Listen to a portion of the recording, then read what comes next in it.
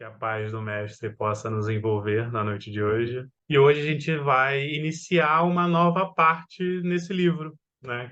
Talvez uma das partes mais conhecidas, eu acho, que é o processo de reencarnação do Segismundo. Ele vai ocorrer efetivamente no próximo capítulo, na semana que vem. E então a gente hoje tem um capítulo intermediário, digamos assim, em que várias coisas acontecem, como o nosso irmão lá na Casa Espírita fala, daria um seminário, cada parte desse capítulo, mas a gente vai se deter em destacar o que a gente achou mais importante. E aí eu mandei recado mais cedo, pedindo que aqueles que fossem participar do grupo do estudo se adiantassem, lessem o capítulo, porque a gente aqui gosta de aproveitar esse momento do estudo para fazer uma troca, né? Uma troca de opiniões, a troca de impressões, né? O objetivo é que ele não é de ler o capítulo, né? Não é exatamente um grupo, uma roda de leitura.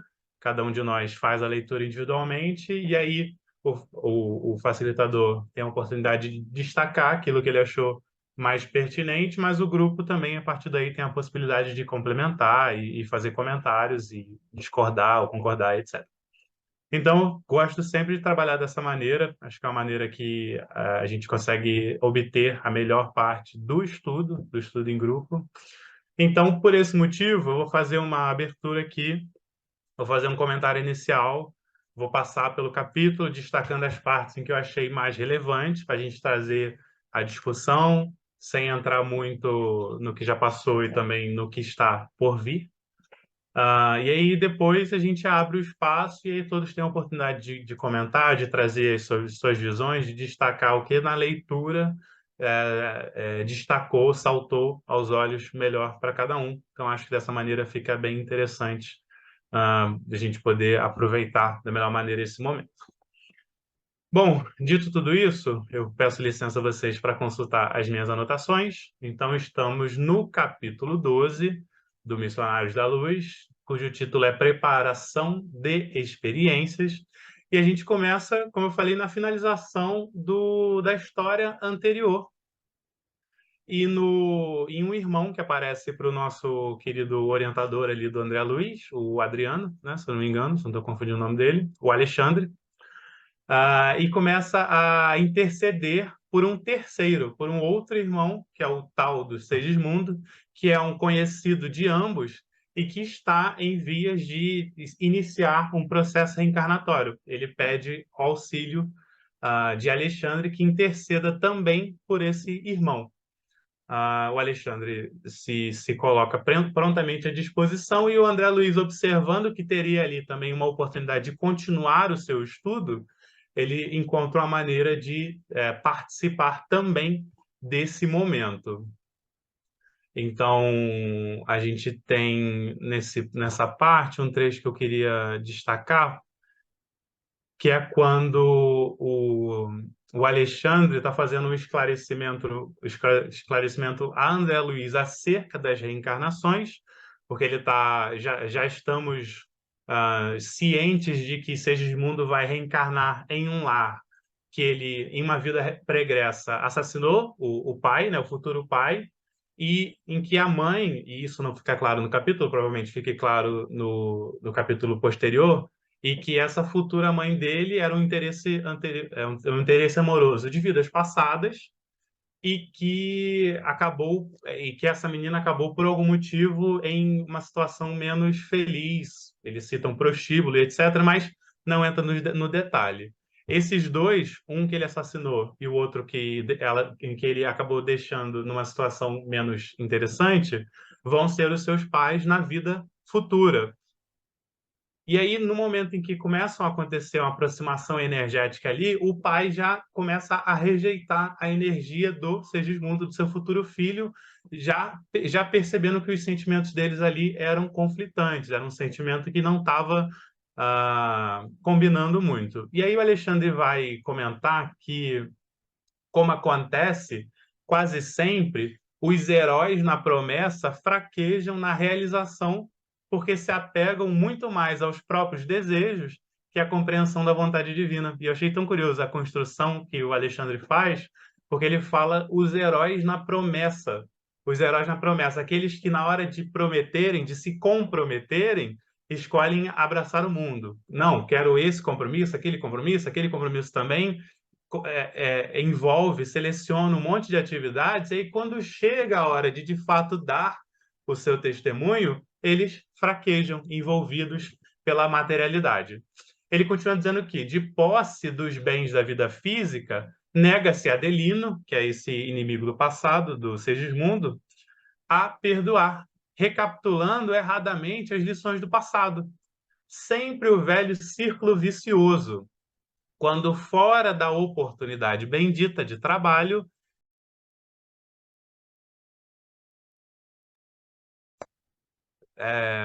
eu vou voltar aqui, o meu microfone já tinha desligado.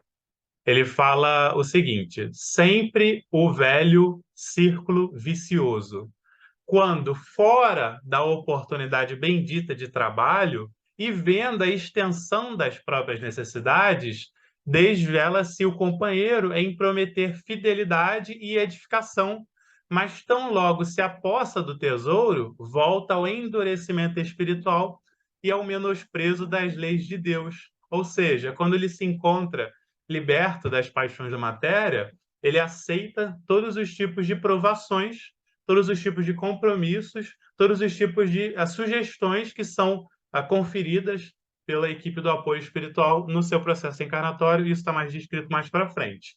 Uma vez que o espírito regressa à carne, ele volta a endurecer o seu coração e menospreza as leis de Deus. Então, isso, eu costumo fazer uma associação que eu acho que ajuda a gente a entender isso. Eu sempre achei um conceito abstrato, né? Como é que pode eu, desencarnado, assumir tantos compromissos e quando chego na hora de executar, não consigo colocar em prática? E aí eu lembrei de um fenômeno que é comum à sociedade como um todo, eu acredito, que são as promessas de fim de ano, né?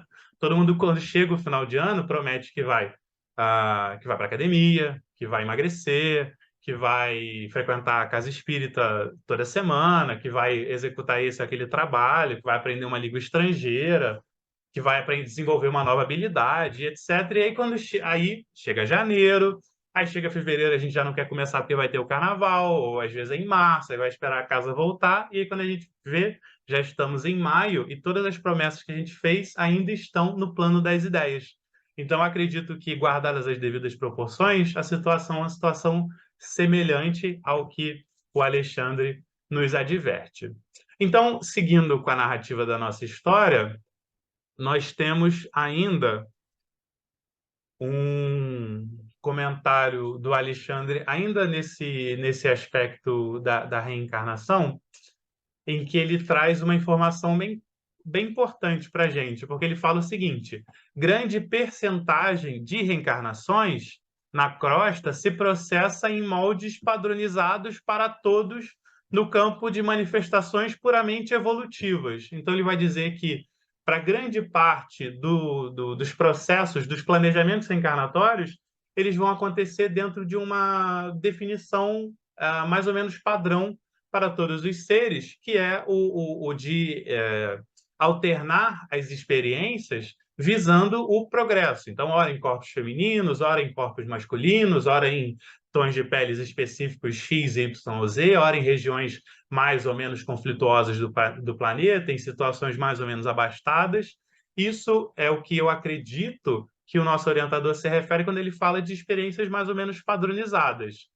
E ele segue dizendo que, elevando-se a alma em cultura e conhecimento, e, consequentemente, em responsabilidade, o processo reencarnacionista individual é mais complexo, fugindo à expressão geral, como é lógico, e, em vista disso, as colônias espirituais mais elevadas mantêm serviços especiais para a reencarnação de trabalhadores e missionários.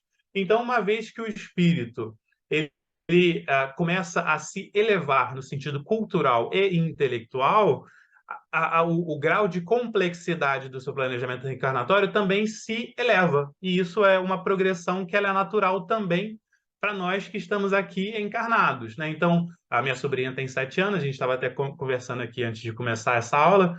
A minha sobrinha tem 7 anos e hoje na escola, hoje ela voltou da escola, estava fazendo exercício de subtração. Perfeito? Eventualmente, isso é o conteúdo que fica acessível, né, disponível para que ela apreenda no momento atual. No momento futuro, ela já vai aprender sobre divisão, sobre a fração, avançando para momentos mais futuros da sua existência. Quando ela estiver fazendo uma faculdade, os conteúdos aos quais elas vão ter acesso também serão conteúdos mais especializados e também, e por isso mesmo, mais selecionados. Então, quem é da área de saúde vai penetrar uma certa área de conhecimento, quem é da área de exatas vai penetrar um outro ramo do conhecimento, e a lógica mais ou menos se repete para o caso específico. Então, os espíritos, de maneira geral, têm um planejamento que ele é mais ou menos padronizado, em que os desafios são mais ou menos os corriqueiros, no sentido de desafios constantes, e conforme o espírito ele evolui, então, que ele aumenta a sua intelectualidade, a sua cultura, a sua bagagem, e também, eu acredito, os seus compromissos, em que a sua rede de compromissos também passa a ser mais extensa, também a complexidade do seu processo reencarnatório aumenta, e por isso necessita que é preciso que hajam setores, departamentos específicos na espiritualidade que façam que o processo de planejamento reencarnatório. Bom, seguindo a partir dessa ideia, a gente toma conhecimento, e aí, para aqueles irmãos que chegaram depois, a gente não vai se deter nas minúcias das explicações do orientador, porque ele vai explicar muito melhor do que eu.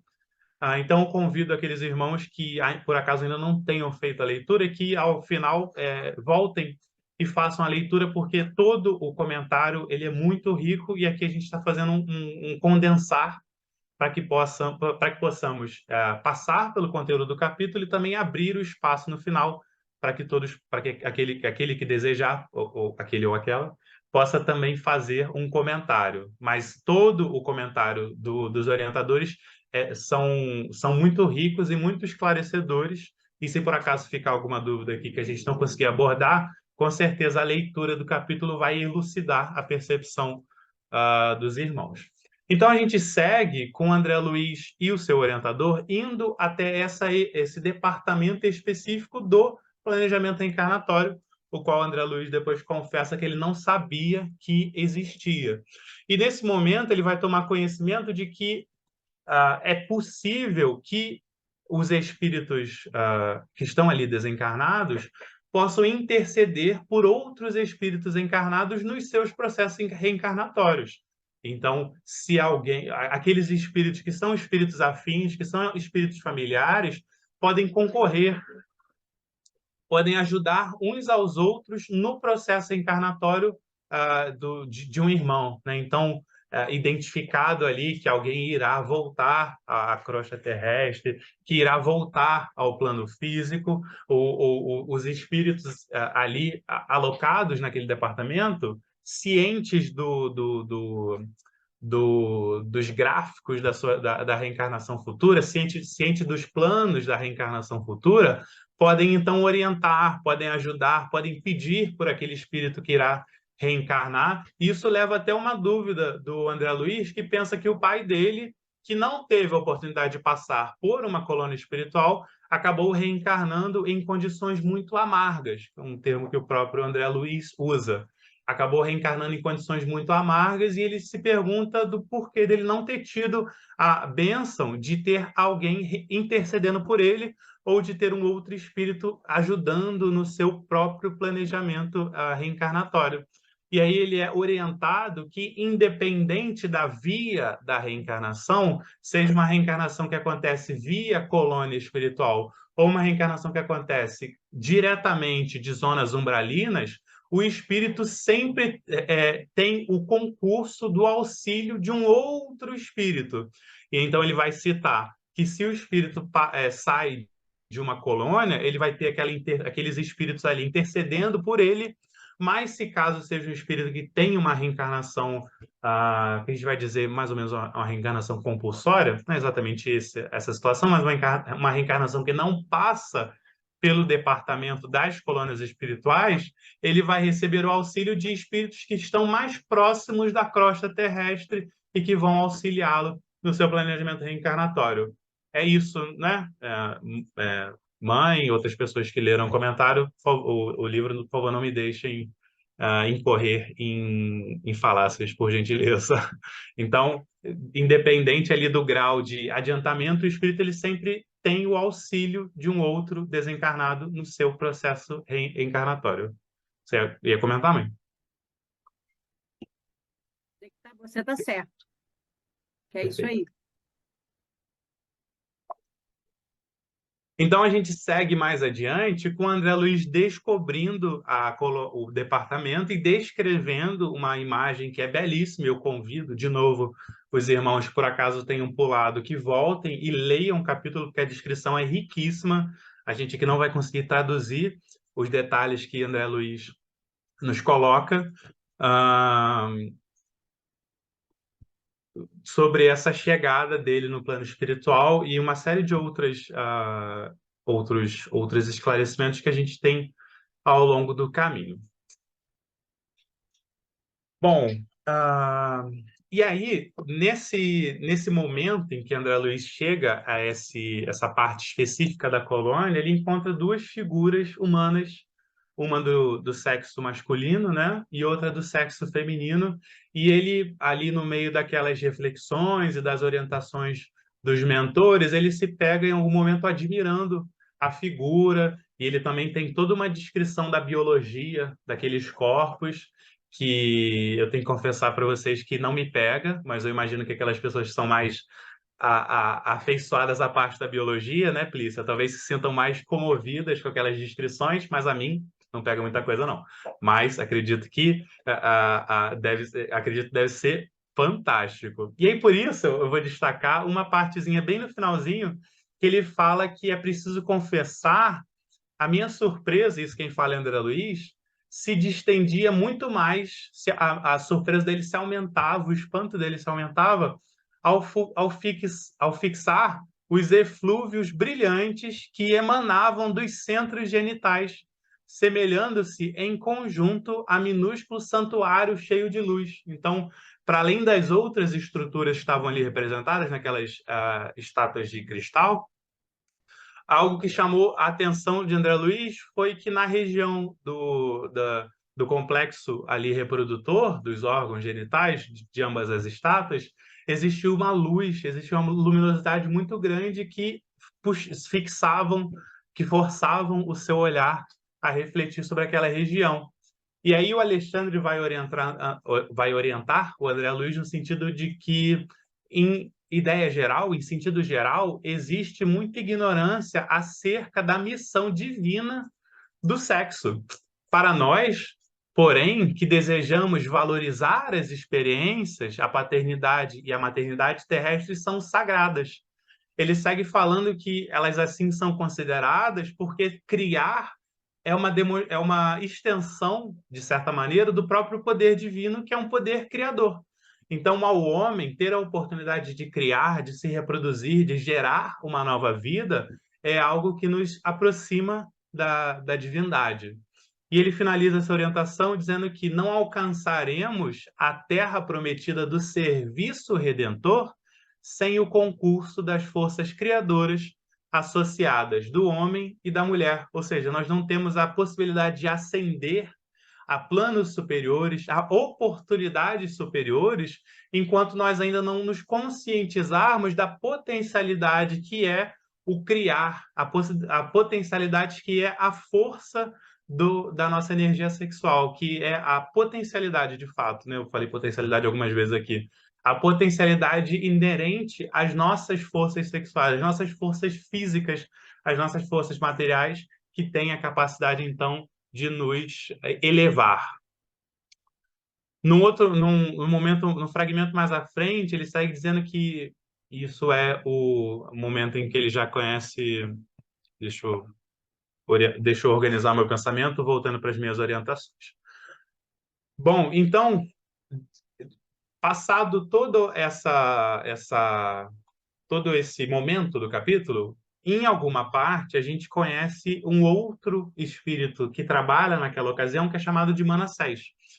O Manassés é uma pessoa responsável dentro do processo de planejamento reencarnatório e, a partir de agora, ele vai ter algumas conversações com alguns espíritos diferentes que cada um tem um objetivo de trazer para a gente um olhar diferente e, por isso, eu vou passar bem rapidinho por eles e aí, no momento que a gente abrir a fala, aqueles que quiserem retomar alguma fala específica, a gente volta a comentar sobre, mas só para a gente poder fechar a minha fala, para eu poder, então, passar para vocês, eu vou finalizar rapidinho aqui essa parte. Então, a gente conhece Manassés, Manassés é interpelado por um espírito que vai reencarnar, mas ele está um pouco inseguro da sua próxima reencarnação. Ele fala que ele está com medo de reencarnar e de falhar. Ele está com medo de voltar ao planeta e não conseguir cumprir o que ele tem se comprometido, né? A minha anotação aqui começa pela fala do Manassés, que ele diz o seguinte: não se deixe dominar pelas impressões negativas. O problema do renascimento não é assim tão intricado, não é assim tão complicado. Naturalmente, ele exige coragem e boa disposição. E aí, esse interlocutor, esse espírito que está em vias de reencarnar, fala que ele teme contrair novos débitos, ao invés de pagar os velhos compromissos. O que é não o natural, mas que é o comum, né? Que a gente venha e, ao invés de quitarmos os débitos, acabamos saindo com novas dívidas. Então, e aí ele continua dizendo o seguinte, e isso é super curioso, inclusive uma conversa que a gente costuma ter, que é, que é o seguinte: é tão penoso vencer na experiência carnal em vista do esquecimento. Ou seja, o espírito acha que é difícil vencer, prosperar na sua reencarnação, na sua nova encarnação, esquecendo o passado, esquecendo as experiências anteriores. E aí ele é rapidamente interrompido pelo Manassés, de maneira muito amorosa, evidentemente, dizendo que seria muito mais difícil triunfar guardando a lembrança. Ele continua dizendo que, sorrindo, se tivéssemos grandes virtudes e belas edificações em nós, não precisaríamos recapitular as lições já vividas na carne. Então, se fôssemos só virtudes e tivéssemos boas obras, não tinha necessidade de lembrar, porque aquilo já estaria intrínseco em cada um de nós. Então, não precisaria lembrar, porque aquela lição já estaria apreendida. Agora, no entanto, ah, e se apenas possuíssemos chagas e desvios para rememorar, abençoemos o ouvido que o Senhor nos concede em caráter temporário. Então ele diz, o raciocínio dele é o seguinte: se a gente tivesse só coisa boa para lembrar, a gente não precisaria lembrar, porque os bons valores já estariam incutidos em nós. E se do contrário fôssemos somente erros e desacertos, então também é melhor aproveitarmos a oportunidade de esquecermos para deixarmos um pouco de lado esse passado delituoso e podermos seguir em frente, sem os pecados anteriores nos arrastarem para o fundo, para trás, né? Sem que os erros anteriores nos pesem a caminhada atual. Ah, e aí, até tem um comentário muito engraçado do André Luiz, eu acho engraçado pelo menos, porque ele fala... Ah, não, desculpa, não é agora. O espírito... Desculpa, gente, é que eu corri aqui e eu acho que eu comi alguma coisa. Então, dito isso para o espírito, a gente ainda tem uma informação interessante para a gente guardar, que é esse espírito que vai reencarnar, que está um pouco inseguro com a sua reencarnação, ele vai voltar com o que ele chama, o que ele vai se referir a um defeito na perna, e ele usa uma expressão que é curiosa, que ele fala que esse defeito na perna vai ser um antídoto à vaidade. Então, essa dificuldade vai ser algo que vai impedi-lo de desenvolver a sua vaidade, vai ser um antídoto à sua vaidade, e por isso ele se tornará, ele tem uma chance de se tornar mais exitoso e chegar num grau, que é o que ele vai citar daqui para frente, que eu acho que é fundamental que a gente tenha em mente, que é o termo completista. O Manassés, ele deseja que esse espírito tenha uma boa reencarnação, e ele fala que ele vai ter ali mais ou menos 70 anos de vida. Ele então torce para que esse espírito não regresse antes dos 70 anos e que ele volte como um espírito completista. E aí o André Luiz vai ficar meio em dúvida com esse termo, ao que será orientado pelo Manassés, que o espírito completista é o título que designa os raros irmãos que aproveitaram todas as possibilidades construtivas que o corpo terrestre lhe oferecia.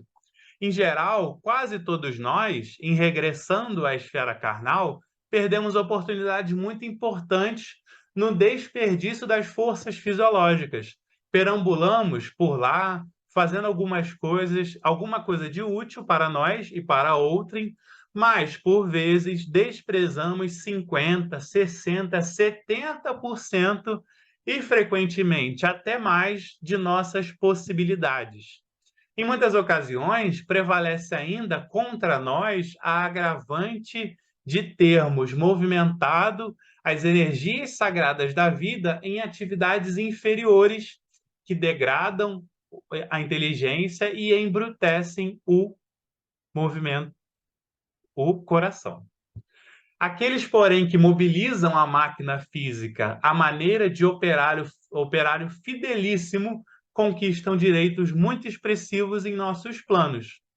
O completista, na qualidade de trabalhador leal e produtivo, pode escolher à vontade o corpo futuro, quando lhe apraz o regresso à crosta em missões de amor e iluminação, ou recebe veículo enobrecido para o prosseguimento de suas tarefas a caminho de círculos mais elevados de trabalho. Ou seja, o completista é aquele que vem à crosta terrestre, que retorna em nova encarnação, e ao desencarnar conseguiu marcar todas as caixinhas, todos os objetivos ao qual ele se comprometeu, conseguiu cumprir com todas as tarefas e, por conseguinte, cumpriu com todos os anos da sua existência. Ele não desperdiçou nenhuma das possibilidades. E é da gente é da gente refletir, porque o irmão, o Manassés, ele cita que, por vezes, nós, ao retornarmos, ele utiliza o termo nós, então vou ter a mesma liberdade que ele, nós muitas vezes retornando temos desperdiçados 50, 60, 70% ou mais da nossa existência. Isso é muita coisa, porque em uma existência de 70 anos, vamos dizer que um desperdício de 70%, eu vou ter que fazer a conta, não sei porque que eu invento de fazer essas coisas em cima da hora, são 49 anos. 70% de 70 anos são 49 anos. 49 anos em que não foram aproveitados. 49 anos de um benefício que não foi, de um trabalho que não foi dado prosseguimento, de um compromisso que não foi garantido, de uma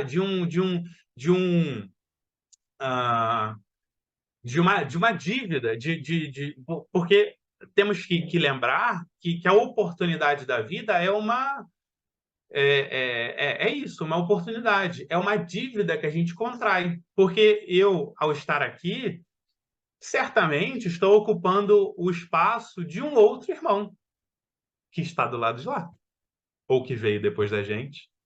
Cada um de nós que aqui está ocupando como se fosse uma cadeira em uma universidade, em que aqueles 30 que entram são aqueles que passaram por vestibular, por uma seleção e etc., mas que eles ocupam a vaga que poderia ter sido melhor destinada a outro. Se ao ali estarmos, ainda no exemplo da faculdade, não vamos à aula, não prestamos atenção, não nos esforçamos, não nos dedicamos. E isso é uma dívida. Esse espaço que eu ocupo hoje é uma dívida que eu contraio com a providência divina, com a espiritualidade, com este organismo que organiza o processo reencarnatório humano.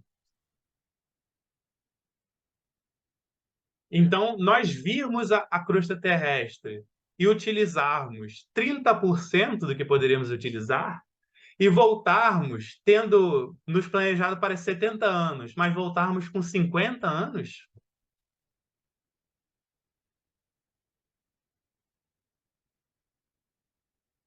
pega mal, para dizer o mínimo. No mínimo, pega mal. Mas vamos seguir, vamos seguir. Ele segue dizendo, falando que nenhum dos que tenho visto partir, embora os méritos de que se encontravam revestidos, escolheram formas irrepreensíveis quanto às linhas exteriores. Ele fala isso porque, a partir do momento em que o espírito ele se torna um completista, em que ele completa as suas existências, ele se encontra num grau diferente dos demais espíritos, e aí por isso ele tem mais privilégios no seu processo reencarnatório. E mesmo com esses privilégios, dificilmente esses espíritos escolhem corpos perfeitos, corpos sem nenhuma repreensão nas suas conformações exteriores.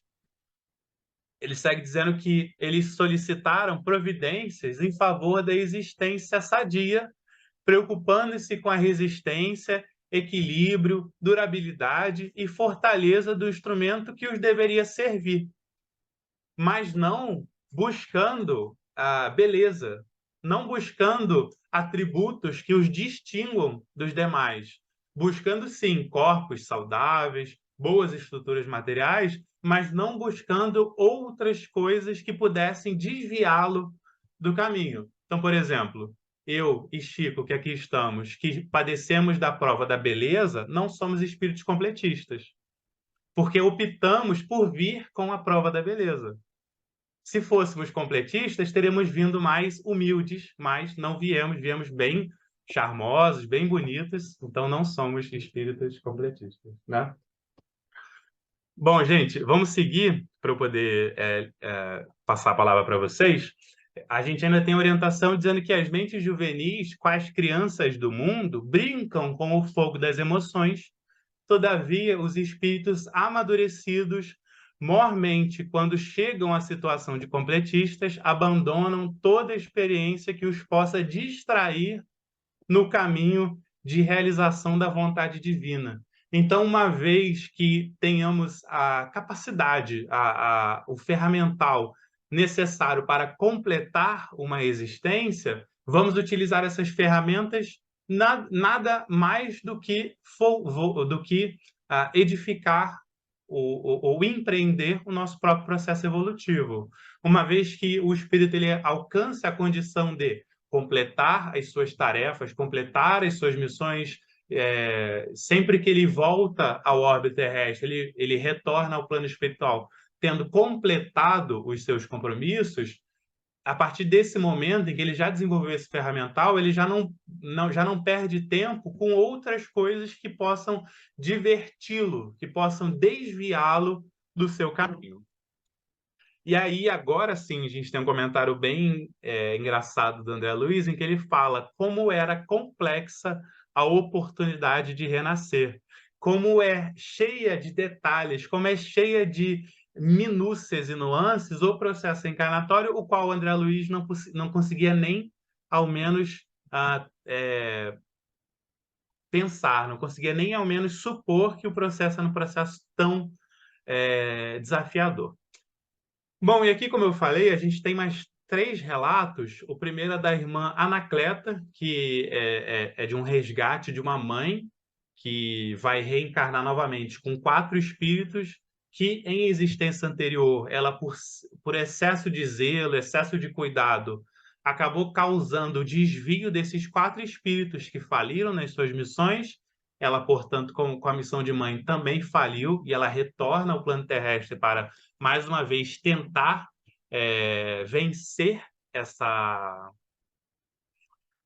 vencer essa tarefa, né? Esse compromisso.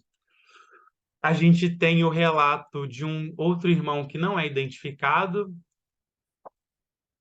de uma outra irmã, perdão, que não é identificada, em que ela pede ao Manassés que o seu corpo físico seja seja menos melhor, digamos assim, que ele seja um pouquinho piorado para que a saúde perfeita do seu corpo físico não atrapalhe de seguir com o seu planejamento reencarnatório. Então, a gente tem a mesma situação que se repete com o outro irmão que vai retornar com, abre aspas, defeito na perna. E, por fim, a gente tem mais um relato que eu vou buscar aqui na minha anotação para poder trazer para vocês, que é o seguinte. Eu não anotei, mas não tem problema. Não tem problema. Eu vou, então, finalizar com duas citações. É da menina que pede do órgão Isso, do abdômen, né? Isso, tem essa menina, que foi o que eu citei anteriormente, que eu não consegui deixar claro, e tem mais um rapaz que ele vai reencarnar, mas que ele tem diversas marcas no seu perispírito, e essas marcas também é um compromisso de uma vida anterior, em que ele assassinou um rapaz, e esse rapaz do plano espiritual passa a tentar, do plano espiritual, assassinar o espírito que está encarnado ainda. Então ele acaba impregnando com o concurso do espírito desencarnado, que emana essa raiva, esse rancor, essa vingança, junto com o sentimento do encarnado de remorso, eles juntos, né, numa simbiose, conseguem manchar o perispírito, e isso tudo acaba comprometendo a sua estrutura perispirítica, e isso vai refletir da sua próxima existência. E aí, dito isso, né, dito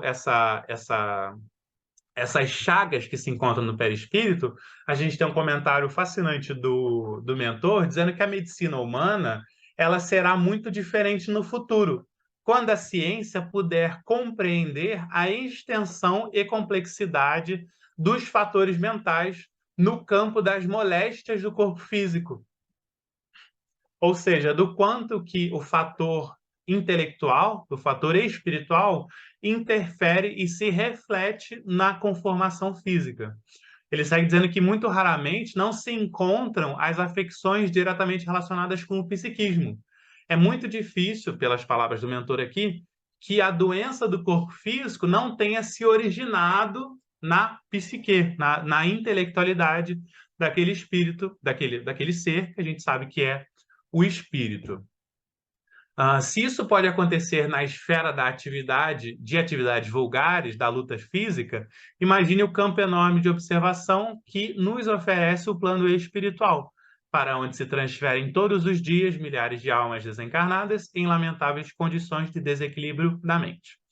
O médico do porvir, do futuro, conhecerá semelhantes verdades e não circunscreverá sua ação profissional ao simples fornecimento de medicações técnicas, dirigindo-se muito mais nos trabalhos curativos às providências espirituais, onde o amor cristão represente o maior papel. E isso já é uma tendência que começa a acontecer hoje. Então, já existe um entendimento, isso a Plícia falou com a gente no estudo de segunda-feira, já existe um entendimento dentro da medicina que é preciso aliar o tratamento físico ao tratamento espiritual, ou o tratamento da mente, cada um ali dentro do seu entendimento vai citar de um jeito, mas já existe essa mudança de perspectiva de que é preciso curar o indivíduo não só materialmente, mas como também espiritualmente, mentalmente, ou seja, de maneira integral, a saúde como um elemento integral.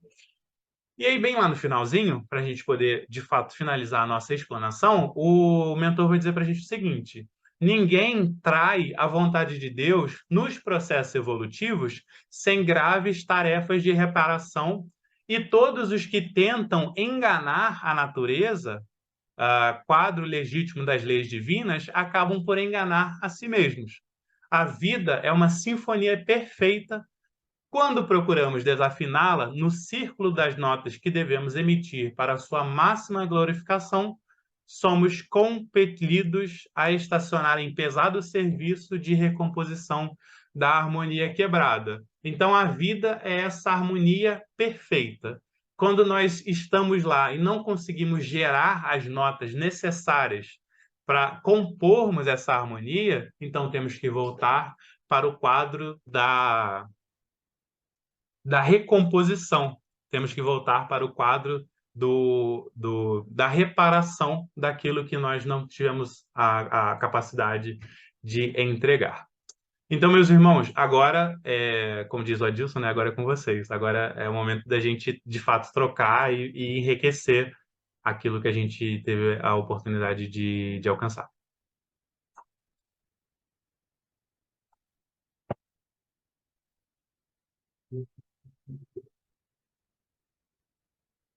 Bom, né? Esse capítulo ele é excelente. O tio também, né? A gente fica com pouca coisa para comentar, porque foi uma abordagem bem ampla. E, o que eu acredito que a informação que ele traz no início do capítulo sobre a questão da capacidade do espírito, depois de determinadas conquistas, desse espírito também poder interferir na sua reencarnação, né? Junto com a companhia dos mentores espirituais, sob a orientação deles, mas também esse espírito já tem um certo comprometimento de interferir na sua reencarnação, porque a gente sabe que é o espírito que atrai o espermatozoide e o óvulo correto, né? É aquele que vai dar o corpo que ele necessita. Então, eu acho assim, bem interessante essa parte, não que você não tenha falado, mas eu acho interessante a gente retornar essa parte, justamente pela complexidade que ela envolve, né? Porque quanto mais você se fortalece como espírito, quanto mais você se responsabiliza pelo seu plano reencarnatório, né? Quanto mais você se transforma em um espírito completista, mais você pode interferir, mais você pode agir no bem, né? Então, assim, é até aquilo que você falou que o André Luiz comenta, né? A complexidade de um corpo físico, né? A complexidade de uma reencarnação, e muitas vezes a gente reencarna e não dá o devido valor a todo o trabalho que acontece para planejar uma reencarnação, né? E para dar as melhores oportunidades para cada um de nós conquistar os objetivos, né? Traçados. É muito curioso no capítulo, e o André Luiz ele se espanta, né? Você percebe claramente na narrativa dele, Saúde, que ele se espanta até com quanto aquela parte da colônia, o quanto ela, como é que eu posso falar? O quanto ela valoriza as estruturas físicas. E isso é curioso porque a gente, por vezes, até por hábito mesmo, numa palestra pública ou num grupo de estudo, acaba falando assim, não, esse corpo físico, eu gosto de usar uma expressão eu gosto de usar uma expressão que é o seguinte, esse arremedo de carne, e às vezes a gente não valoriza o templo que é este corpo humano, porque é através do corpo humano que a gente tem a oportunidade de estar aqui desenvolvendo as nossas virtudes, se confrontando com as nossas falhas. Então, é óbvio que o corpo humano ele é apenas um corpo. Ele não é a alma não reside no corpo. O corpo não tem o princípio da vida, a inteligência, a manifestação, o princípio do espírito não se encontra no corpo, nada disso. Porém, o corpo é esse veículo que, por mais embrutecido, por mais temporário, por mais frágil que ele seja, ele ainda é a nossa oportunidade de estar aqui. Porque é através do corpo físico que a gente tem a oportunidade de estar atuando neste planeta de provas e expiações. ele tem até um trechinho aqui que eu grifei, que eu acabei passando, que ele fala que o corpo humano não deixa de ser a mais importante moradia para nós outros, quando compelidos à permanência na crosta. Não podemos esquecer que o próprio Divino Mestre classificava o corpo, né, classificava-o como o templo do Senhor. Então, nós aqui, no momento da nossa encarnação, temos no corpo a moradia mais importante, a moradia primeira e a mais importante para a nossa permanência, para o nosso trabalho na crosta física. Então, acontece no plano físico essa admiração, esse respeito, essa até valorização do corpo físico, e nós aqui desse lado também devemos implementar esse pensamento não de cultuar o corpo, não de fazer tudo para o corpo, mas de entender e respeitar essa estrutura, que é a estrutura que nos permite aqui estar e que, se bem cuidarmos dela, nos permitirá vir a sermos completistas. Então, não adianta, não existe um missionário, não existe alguém com virtudes que não valorize e não respeite o próprio corpo. A gente nunca vai ver alguém que vem com uma missão, que vem com um trabalho, que tem elevada moralidade, mas que não valorize o seu corpo, que não se nutra, que não se hidrate. Aqueles aqui que estão participando do curso do autismo sabem da importância do sono como um processo anti-inflamatório do nosso sistema. Então, aqueles dentre nós que não valorizam o sono precisam rever essa postura, entendendo que não importa que eu não beba, que eu não fume, que eu não consuma muito sal, mas se eu também não durmo, eu não estou valorizando essa estrutura, e ela não sendo valorizada, ela não sendo mantida de maneira correta, ela também não vai chegar até o final do seu planejamento. Até ele fala, tem outro comentário interessante que ele fala assim, ó, o corpo físico na crosta planetária representa uma bênção do nosso eterno Pai. Constitui primorosa obra da sabedoria divina, em cujo aperfeiçoamento incessante temos nós, os espíritos superiores, a felicidade de colaborar. Quanto devemos à máquina humana pelos seus milênios de serviço a favor de nossa elevação na vida eterna? Quanto que devemos? É uma pergunta, né? Nunca vamos chegar à extensão, nunca vamos ser capazes de mensurar a extensão desse débito, que Alexandre fala aqui nesse parágrafo. Bom, queridos, temos ainda um tempo. Aqueles que quiserem contribuir destacando alguma coisa, comentando alguma coisa, fique à vontade.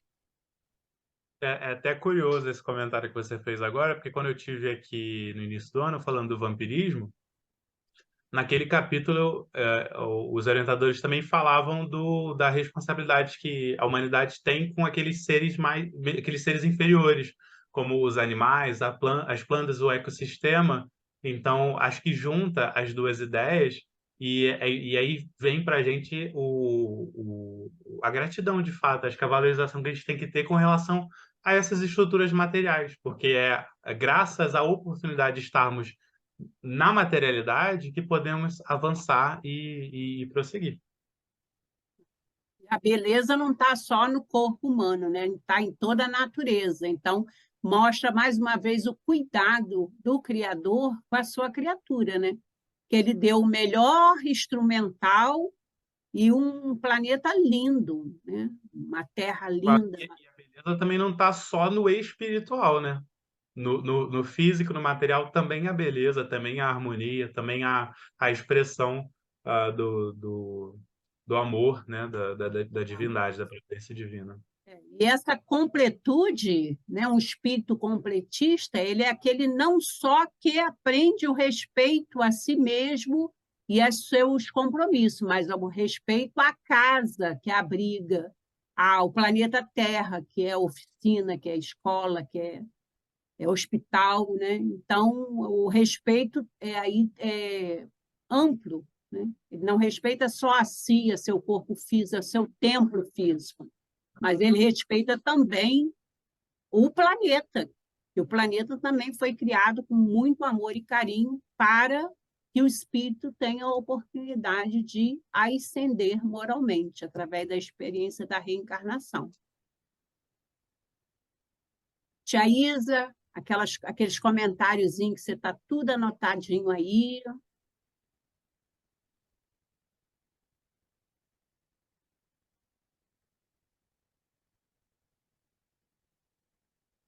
Pois não tem nada anotadinho, não, porque quase não tive tempo para ler. Eu li só um pouco, fiquei aqui acompanhando, entendeu? Realmente, são capítulos muito extensos, mas com bastante. Leandro foi, né, tocou os pontos principais e lendo aqui até onde deu para eu ler depois que eu cheguei do serviço aqui, eu lembrei da Dona Laura também, lá em nosso lar, que ia reencarnar e que apesar de todo o entendimento, de toda a evolução que ela já tinha, né, o receio